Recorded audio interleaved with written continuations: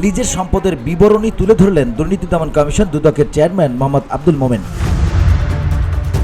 রোববার বিকেলে গণমাধ্যমের সঙ্গে মতবিনিময়কালে নিজের আয় ব্যয় ও সম্পদের হিসাব জানান তিনি। দুদক চেয়ারম্যান বলেন, আনুষ্ঠানিকভাবে আমার সম্পদ বিবরণী দুদক সংস্কার কমিশনের কাছে জমা দিয়েছি। অন্য কমিশনাররা তাদের সম্পদ বিবরণী জমা দিয়ে দেবেন। নিজের সম্পত্তির ফিরিস্তি তুলে ধরে তিনি বলেন, বসিলায় 750 স্কয়ার ফিটের দুটি মিলিয়ে 1500 স্কয়ার ফিটের একটি অ্যাপার্টমেন্ট আছে। সেখানে আরও 700 স্কয়ার ফিট নেয়ার প্রক্রিয়ার মধ্যে আছি।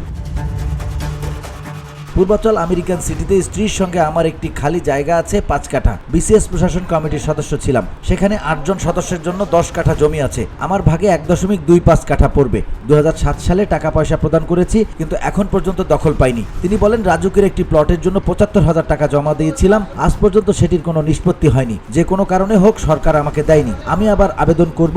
এর বাইরে আমার আর কোনো স্থাবর সম্পদ নেই।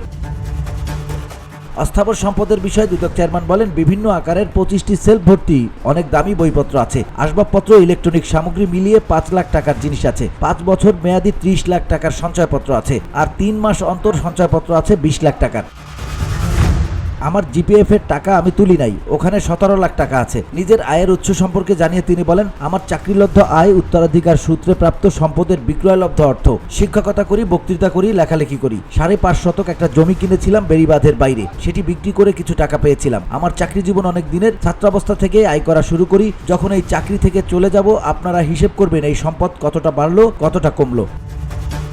দুদক চেয়ারম্যান আরও বলেন, পৃথিবীর ইতিহাসে এমন ঘটনা কখনো ঘটেনি যে প্রধানমন্ত্রীও পালিয়েছেন, একই সঙ্গে বাইতুল মোকাররমের খতিবও পালিয়েছেন। রাষ্ট্রের রন্ধ্রে রন্ধ্রে দুর্নীতি, এ বিষয়ে জনসচেতনতা তৈরি করতে হবে।